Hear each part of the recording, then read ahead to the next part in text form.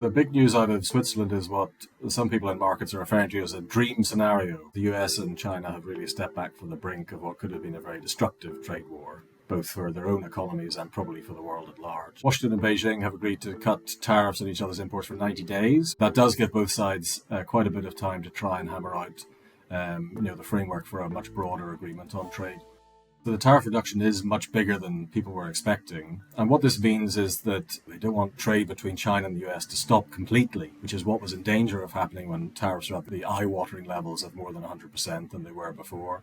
One way we could think about this is a classic negotiation ploy by Donald Trump, where he really goes for a maximalist approach, and then when things change, the other side will take whatever they can get. So certainly coming from 145 down to 30 sounds like a good deal when you put it in those terms. But for Beijing, they do realize that this is certainly an increase in tariffs on their exports to the US. Markets around the world have been rallying, so US stock futures are definitely up. The dollar is up.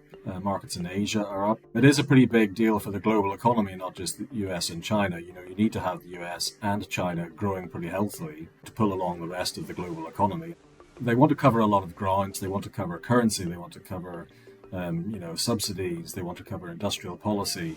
Can that be done in 90 days? Frankly, it seems unlikely. I think what is probably more likely and more believable, and the kind of thing that people are expecting, is that they will kind of agree to keep talking and agree a framework for talks that, lets this sort of proceed without tariffs going up again.